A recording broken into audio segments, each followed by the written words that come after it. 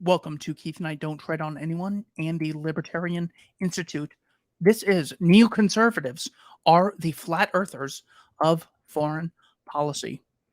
I begin with Douglas Murray, the author of Neoconservatism, Why We Need It.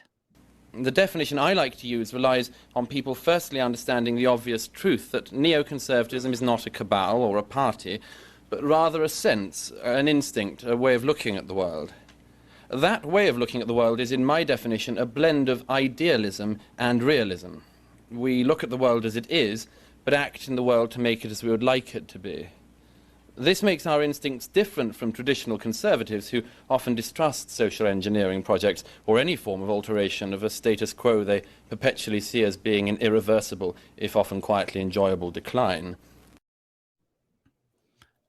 These are not defining characteristics of neoconservatism.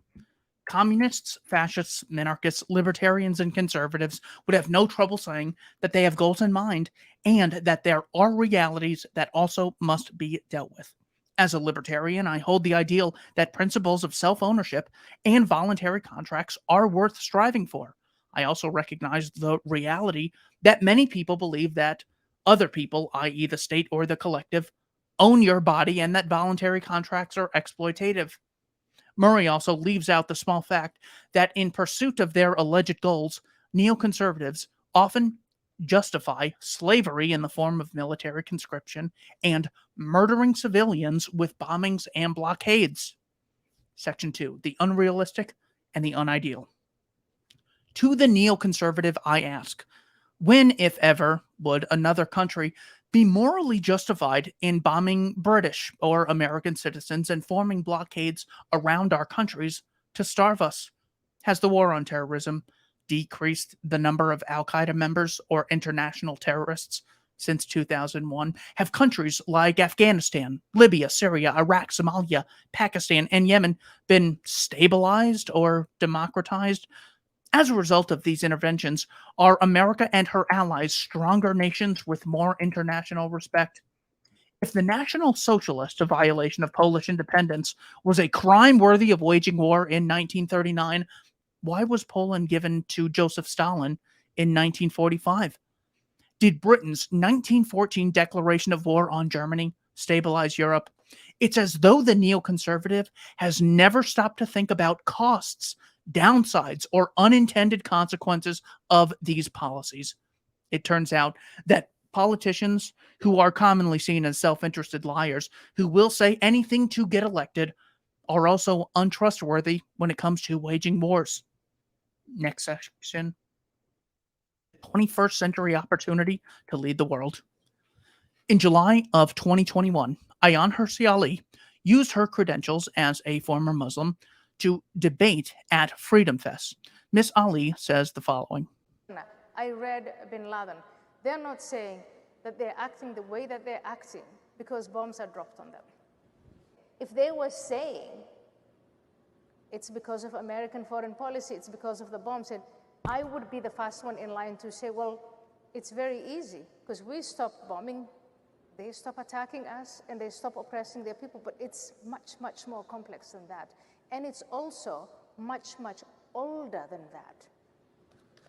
Okay. That's just not true. Okay, anyone. This is the fact. I will give you.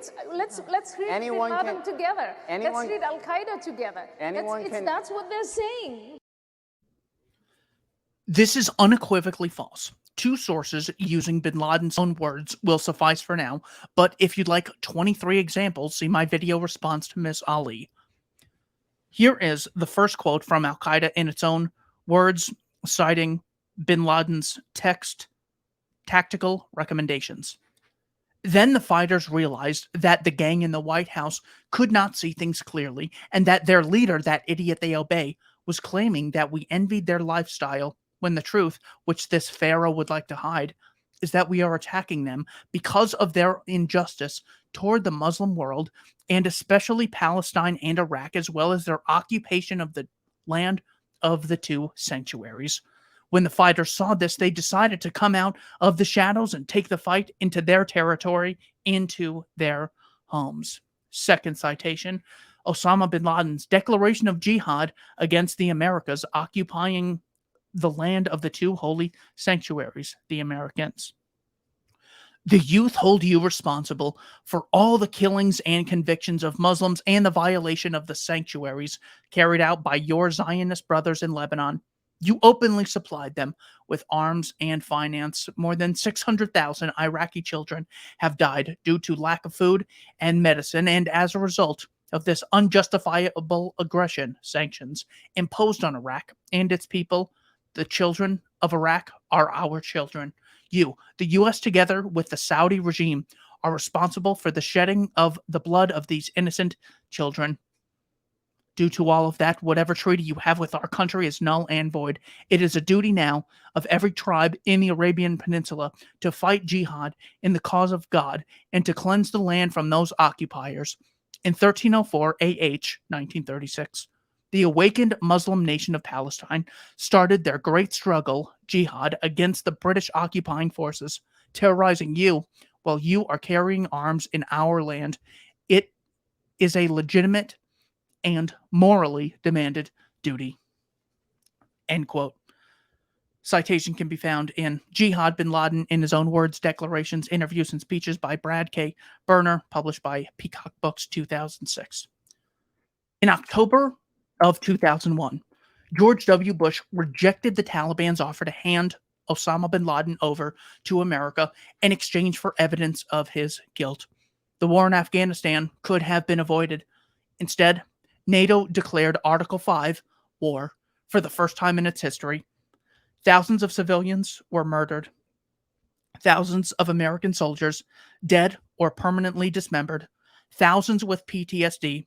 Trillions of dollars wasted, and America was humiliated, watching the Taliban seize Kabul 11 days after the war ended, collecting American weapons left behind. Even after George W. Bush's State of the Union address, in which he lied about Nigerian uranium being sold to Saddam Hussein for the purpose of mass weapon manufacturing, neoconservatives still supported the invasion of Iraq. Likewise, when Vice President Cheney lied, pushing the fabricated Muhammad Atta meeting with Iraqi intelligence in Prague, and when Secretary Rumsfeld lied about weapons of mass destruction, claiming, "We know where they are. They're in the area around Tikrit and Baghdad and east, west, south, and north some." If the wars are so clearly justified and in our interest, why do politicians constantly lie without apology? Neoconservatives had the power and they blew it. They were emphatically wrong about the issue they chose to put front and center in the 21st century. For all that is holy, may the often wrong but never in doubt neoconservatives please sit out the discussion on Russia-Ukraine and leave it to John J. Mearsheimer, Patrick J. Buchanan, and Ted Galen Carpenter. Thank you for watching Keith Knight Don't Tread on Anyone and the Libertarian Institute.